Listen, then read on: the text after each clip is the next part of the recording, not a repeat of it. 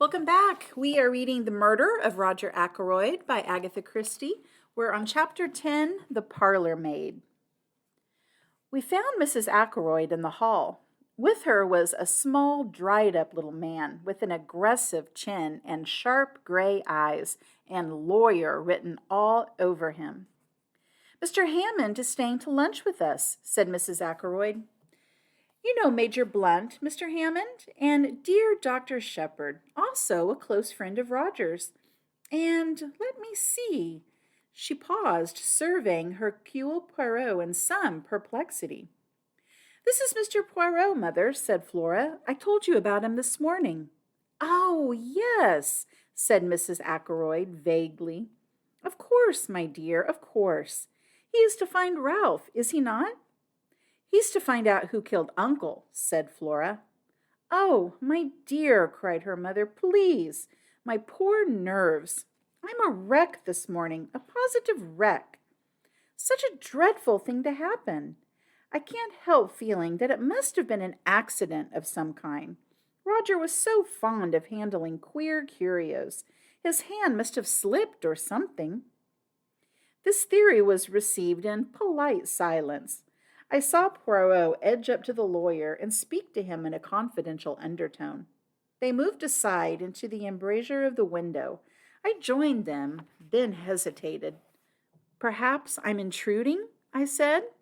"Not at all," cried Poirot heartily. "You and I, Monsieur le Docteur, we investigate this affair side by side. Without you, I should be lost. I desire a little information from the good Mr. Hammond." "You are acting on behalf of Captain Ralph Patten, I understand," said the lawyer cautiously. Poirot shook his head. "Not so. I am acting in the interests of justice. Miss Ackroyd has asked me to investigate the death of her uncle."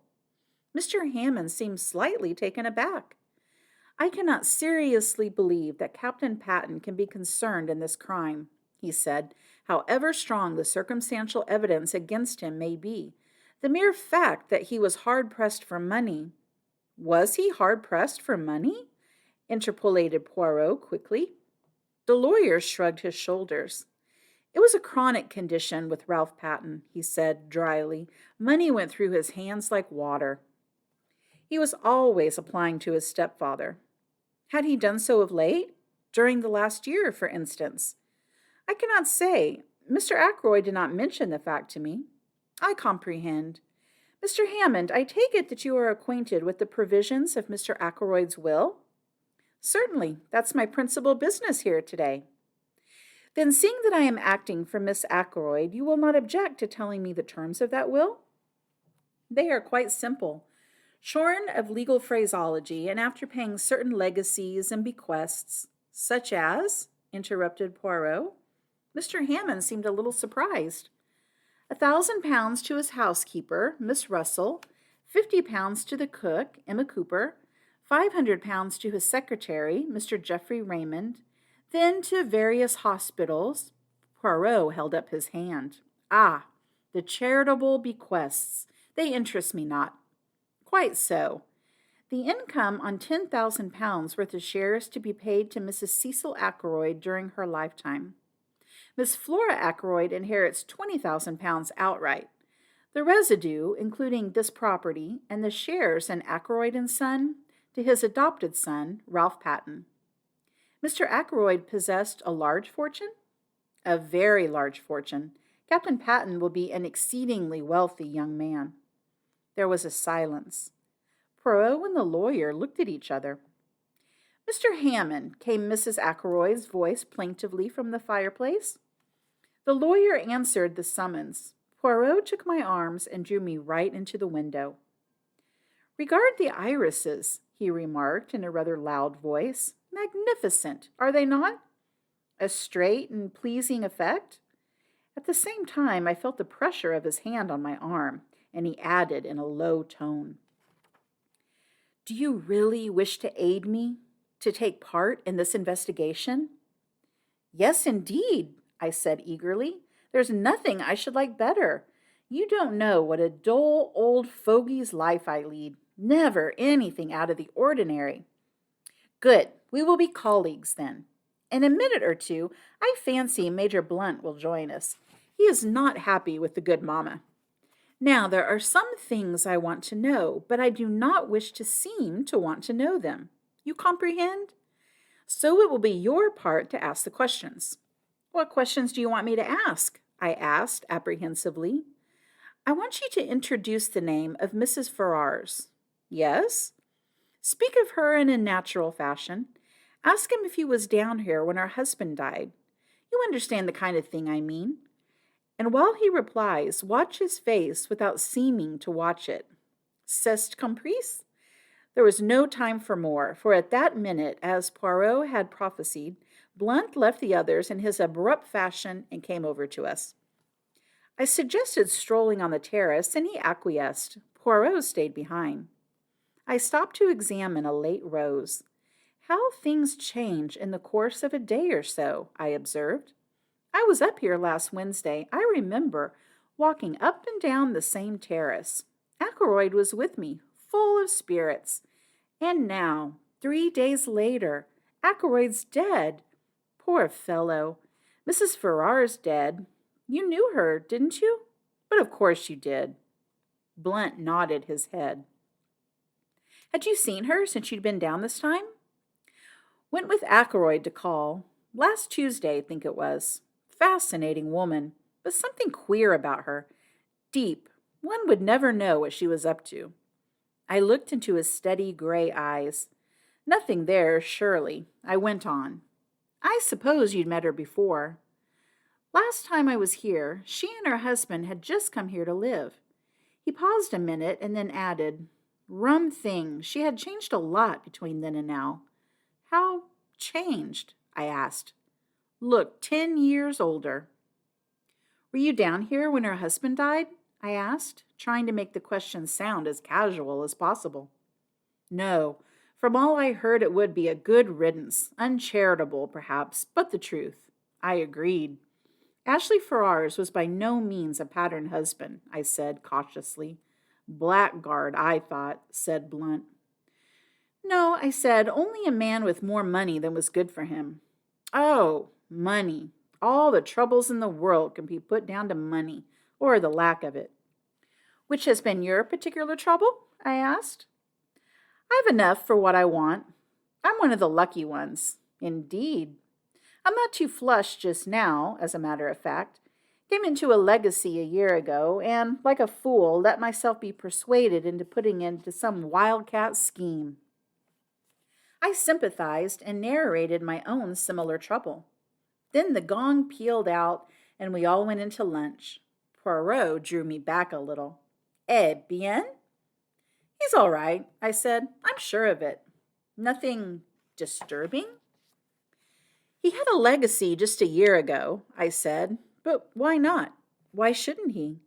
I'll swear the man is perfectly square and above board.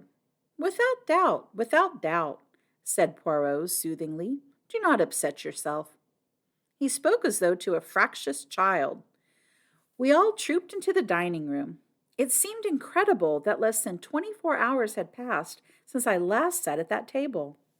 Afterwards, Mrs. Ackroyd took me aside and sat down with me on a sofa. I can't help feeling a little hurt, she murmured, producing a handkerchief of the kind obviously not meant to be cried into. Hurt, I mean, by Roger's lack of confidence in me. That 20,000 pounds ought to have been left to me, not to Flora. A mother could be trusted to safeguard the interests of her child. A lack of trust, I call it. You forget, Mrs. Ackroyd, I said. Flora was Ackroyd's own niece, a blood relation. It would have been different had you been his sister instead of his sister-in-law. As poor Cecil's widow, I think my feelings ought to have been considered, said the lady, touching her eyelashes gingerly with a handkerchief. But Roger was always most peculiar, not to say mean, about money matters.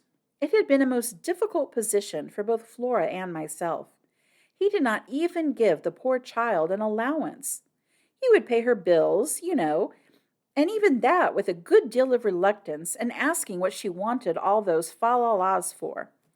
So like a man, but now I've forgotten what it was I was going to say. Oh, yes, not a penny we could call our own, you know? Flora resented it. Yes, I must say she resented it very strongly. Though devoted to her uncle, of course, but any girl would have resented it. Yes, I must say Roger had very strange ideas about money. He wouldn't even buy new face towels, though I told him the old ones were in holes. And then, proceeded Mrs. Ackroyd with a sudden leap, highly characteristic of her conversation, to leave all that money, £1,000, fancy, £1,000, to that woman. What woman? That Russell woman. Something very queer about her, and so I've always said. But Roger wouldn't hear a word against her, said she was a woman of great force of character, and that he admired and respected her. He was always going on about her rectitude and independence and moral worth. I think there's something fishy about her. She was certainly doing her best to marry Roger, but I soon put a stop to that. She always hated me. Naturally, I saw through her. I began to wonder if there was any chance of stemming Mrs. Ackroyd's eloquence and getting away. Mr. Hammond provided the necessary diversion by coming up to say goodbye. I seized my chance and rose also. About the inquest, I said, where would you prefer it to be held, here or at the Three Boars? Mrs. Ackroyd stared at me with a dropped jaw. The inquest? She asked, the picture of consternation. But surely there won't have to be an inquest. Mr. Hammond gave a dry little cough and murmured, inevitable, under the circumstances, in two short little barks. But surely Dr. Shepherd can arrange. There are limits to my powers of arrangements, I said dryly. If his death was an accident, he was murdered, Mrs. Ackroyd, I said brutally. She gave a little cry.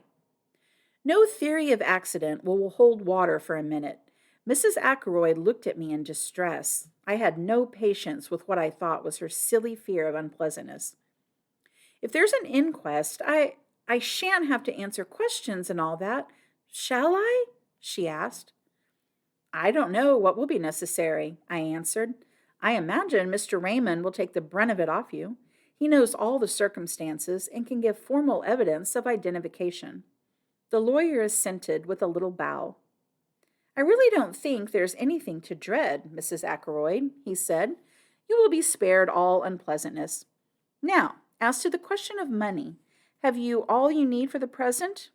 I mean, he added, as she looked at him inquiringly, ready money, cash, you know. If not, I can arrange to let you have whatever you require. That ought to be all right, said Raymond, who was standing by. Mr. Ackroyd cashed a check for £100 yesterday. £100? Yes, for wages and other expenses due today. At the moment, it's still intact. Where is this money? In his desk? No, he always kept his cash in his bedroom, in an old collar box, to be accurate. Funny idea, wasn't it? I think, said the lawyer, we ought to make sure the money is there before I leave. Certainly, agreed the secretary. I'll take you up now. Oh, I forgot. The door's locked. Inquiry from Parker elicited the information that Inspector Raglan was in the housekeeper's room asking a few supplementary questions. A few minutes later, the inspector joined the party in the hall, bringing the key with him. He unlocked the door, and we passed into the lobby and up the small staircase. At the top of the stairs, the door into Ackroyd's bedroom stood open. Inside the room, it was dark. The curtains were drawn, and the bed was turned down just as it had been last night. The inspector drew the curtains, letting in the sunlight, and Geoffrey Raymond went to the top drawer of a rosewood bureau. He kept his money like that, in an unlocked drawer. Just fancy, commented the inspector. The secretary flushed a little. Mr. Ackroyd had perfect faith in the honesty of all the servants, he said hotly. Oh, quite so, said the inspector hastily. Raymond opened the drawer, took out a round leather collar box from the back of it, and opening it, drew out a thick wallet. Here is the money, he said, taking out a fat roll of notes. You will find the 100 intact. I know, for Mr. Ackroyd put it in the collar box in my presence last night when he was dressing for dinner, and of course it's not been touched since." Mr. Hammond took the roll from him and counted it. He looked up sharply. £100, you said? But there is only 60 here." Raymond stared at him. "Impossible!" he cried, springing forward. Taking the notes from the other's hand, he counted them aloud. Mr. Hammond had been right. The total amounted to £60. "But I can't understand it," cried the secretary, bewildered. Poirot asked a question. "You saw Mr. Ackroyd put this money away last night when he was dressing for dinner? You are sure he had not paid away any of it already?" "I'm sure he hadn't. He even said, 'I don't want to take £100 down to dinner with me. Too bulgy.'" "Then the affair is very simple," remarked Poirot. "Either he paid out that £40 sometime last evening, or else it's been stolen." "That's the matter in a nutshell," agreed the inspector. He turned to Mrs. Ackroyd. "Which of the servants would come in here yesterday evening?" "I suppose the housemaid would turn down the bed." "Who is she? What do you know about her?" "She's not been here very long," said Mrs. Ackroyd, "but she's a nice, ordinary country girl." "I think we ought to clear this matter up," said the inspector. "If Mr. Ackroyd paid that money away himself, it may have a bearing on the mystery of the crime. The other servants, all right, as far as you know?" "Oh, I think so." "Not missed anything before?" "No." "None of them leaving or anything like that?" "The parlor maid is leaving." "When?" "She gave notice yesterday, I believe." "To you?" "Oh, no. I have nothing to do with the servants. Miss Russell attends to the household matters." The inspector remained lost in thought for a minute or two. Then he nodded his head and remarked, "I think I'd better have a word with Miss Russell, and I'll see the girl Dale as well." Poirot and I accompanied him to the housekeeper's room. Miss Russell received us with her usual sang-froid. Elsie Dale had been at Fernley 5 months. A nice girl, quick at her duties, and most respectable. Good references. The last girl in the world to take anything not belonging to her. What about the parlor maid? She, too, was a most superior girl. Very quiet and ladylike. An excellent worker. "Then why is she leaving?" asked the inspector. Miss Russell pursed her lips. "It was none of my doing. I understand Mr. Ackroyd found fault with her yesterday afternoon. It was her duty to do the study, and she disarranged some of the papers on his desk, I believe. He was very annoyed about it, and she gave notice. At least, that's what I understood from her, but perhaps you'd like to see her yourself?" The inspector assented. I already noticed the girl when she was waiting on us at lunch. A tall girl with a lot of brown hair rolled tightly away at the back of her neck and very steady gray eyes. She came in answer to the housekeeper's summons and stood very straight with those same gray eyes fixed on us. "You are Ursula Bourne?" asked the inspector. "Yes, sir." "I understand you are leaving?" "Yes, sir." "Why is that?" "I disarranged some papers on Mr. Ackroyd's desk. He was very angry about it, and I said I had better leave. He told me to go as soon as possible." "Were you in Mr. Ackroyd's bedroom at all last night, tidying up or anything?" "No, sir. That's Elsie's work. I never went near that part of the house." "I must tell you, my girl, that a large sum of money is missing from Mr. Ackroyd's room." At last I saw her roused. A wave of color swept over her face. "I know nothing about any money. If you think I took it, and that is why Mr. Ackroyd dismissed me, you are wrong."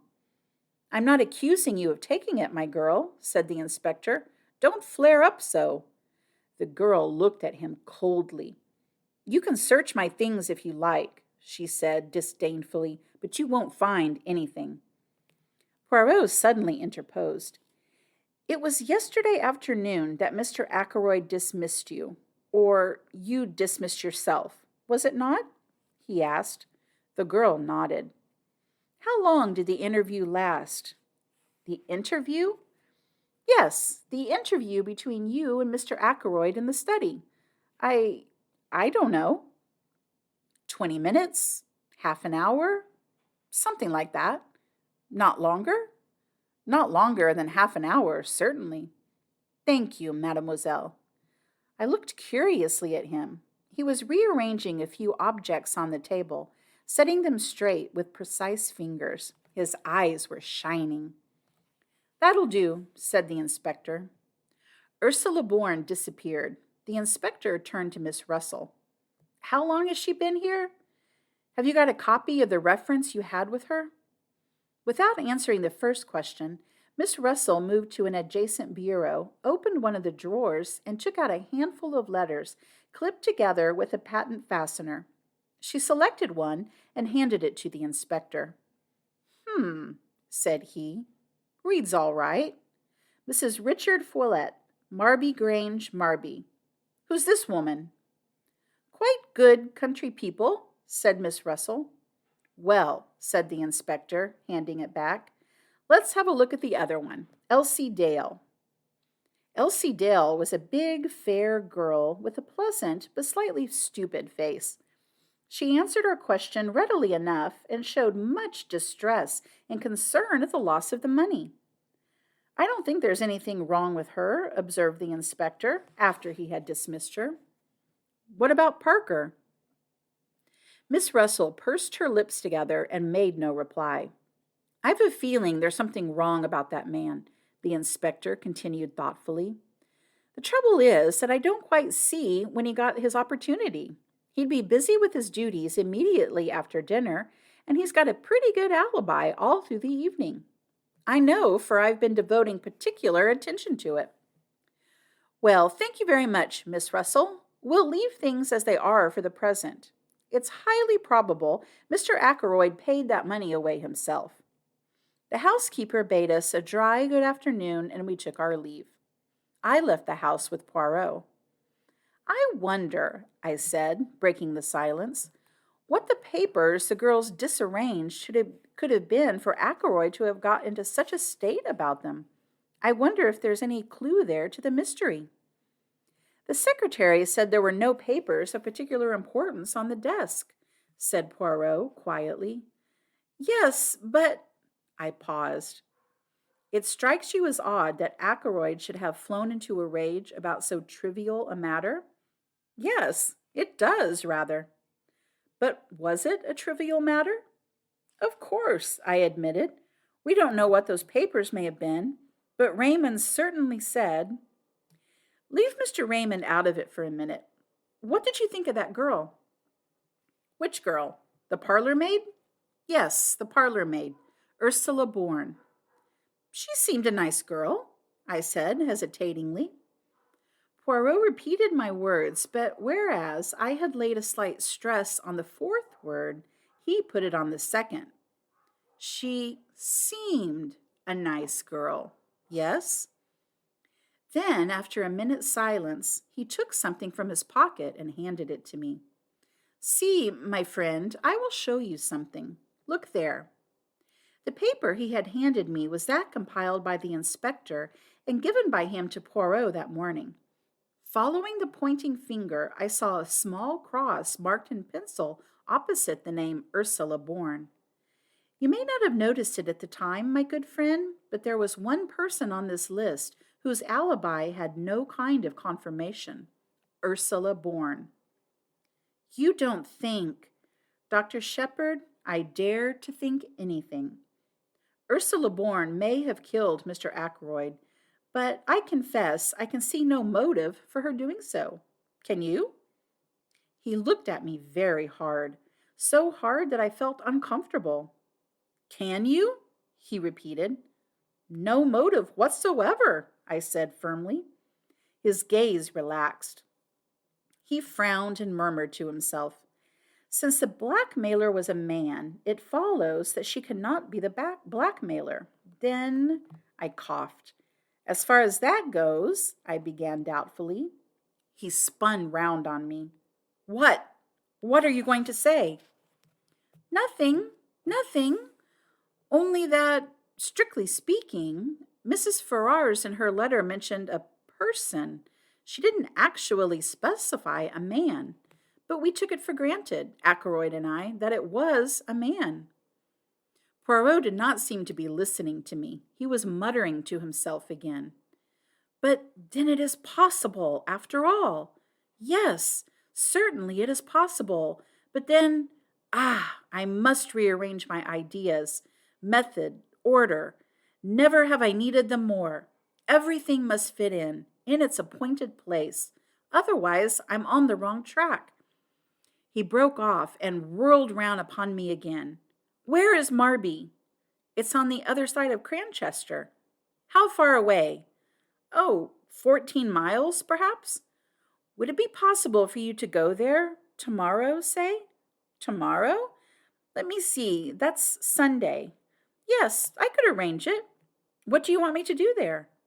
See this Mrs. Foyot. Find out all you can about Ursula Bourne. Very well, but I don't much care for the job.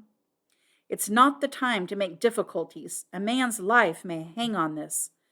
Poor Ralph, I said with a sigh. You believe him to be innocent, though? Poirot looked at me very gravely. Do you want to know the truth? Of course. Then you shall have it. My friend, everything points to the assumption that he is guilty. What? I exclaimed. Poirot nodded. Yes, that stupid inspector, for he is stupid, has everything pointing his way. I seek for the truth, and the truth leads me every time to Ralph Patten. Motive, opportunity, means, but I will leave no stone unturned. I promised Mademoiselle Flora, and she was very sure, that little one, very sure indeed. All right, that's the end of chapter 10. Join me soon for chapter 11. Thanks for joining me, everyone. Bye.